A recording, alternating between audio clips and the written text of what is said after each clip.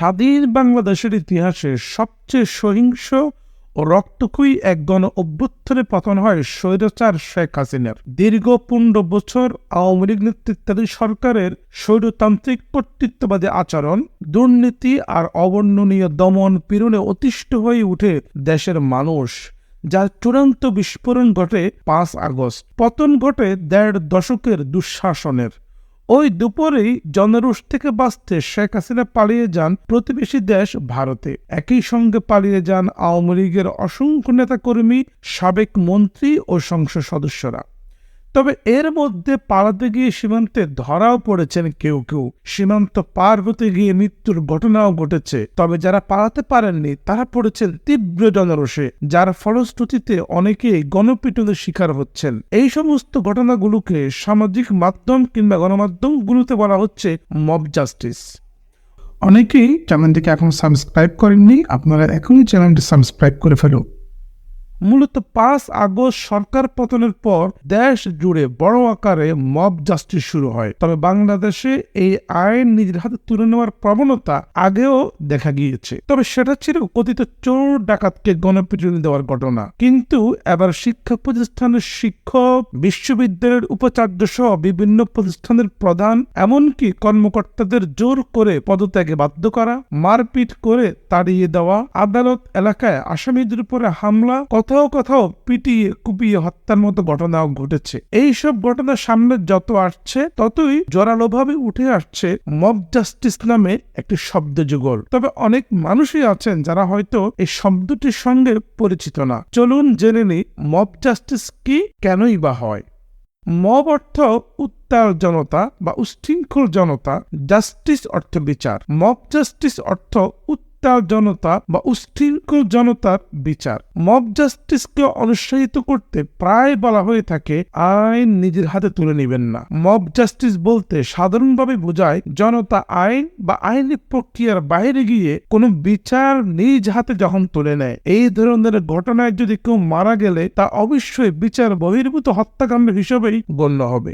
এছাড়া জনতার দ্বারা বাড়িঘর পোড়ানো, কাউকে আহত করা, ভাঙচুর সবকিছুই মব জাস্টিসের অংশ। আমাদের দেশে মব জাস্টিস এর মতো বিচার বহির্ভূত হত্যাকাণ্ড প্রায় ঘটে থাকে। 2011 সালের জুলাই মাসে আমিনবাজারে ডাকাত সন্দেহে মেরে ফেলা হয়েছিল 6 ছাত্রকে। 2019 সালে বাড্ডায় তসলিমা বেগম রেনু নামের এক মাকে ছেলে ধরার সন্দেহে পিটিয়ে মেরে ফেলা হয়েছিল। সম্প্রতি এমন একটি ঘটনা ঘটেছে রাজশাহীতে। গত 7 সেপ্টেম্বর আব্দুল্লাহ আল মাসুদ নামের এক সাবেক ছাত্রলীগ নেতাকে পিটিয়ে মেরে ফেলা হয়েছে। ডয়েচে ভেলের এক প্রতিবেদন অনুযায়ী বাংলাদেশে 2011 সাল থেকে 2018 সাল পর্যন্ত গণপিটুনিতে 800 জনকে হত্যা করা হয়েছিল। এরপর গত 6.5 বছরে গণপিটুনিতে নিহত হয়েছে আরো প্রায় 286 জন। এর মধ্যে 2024 সালের নির্বাচনের পর গত 7 মাসে জানুয়ারি থেকে জুলাই গণপিটুনিতে নিহত হয় 32 জন। শুধুমাত্র ডাকাতেই নিহত হয়েছে 16 জন। এর বাইরে বাংলাদেশের আইনশৃঙ্খলা বাহিনীও বিভিন্ন বিচার বহির্ভূত হত্যাকাণ্ডের সাথে জড়িত, যা এক প্রকারের মব জাস্টিস। মব জাস্টিস ঘটার কারণ কি?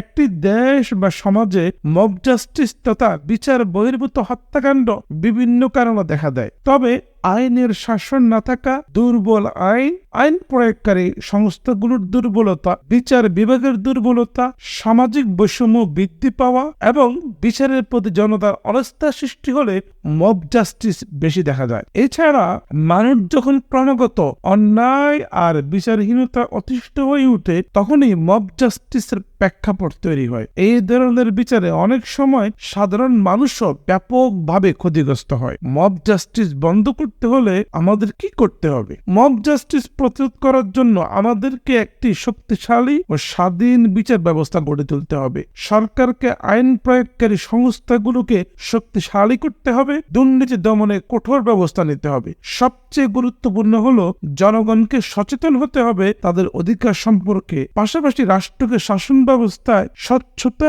এবং জবাবদিহিতা নিশ্চিত করতে হবে। আমাদেরকে মনে রাখতে হবে সুস্থ একটি সমাজ নির্মাণে মব জাস্টিসের বিরুদ্ধে আমাদের প্রত্যেককে রুখে দাঁড়াতে হবে। ধন্যবাদ সবাইকে। আসসালামু আলাইকুম।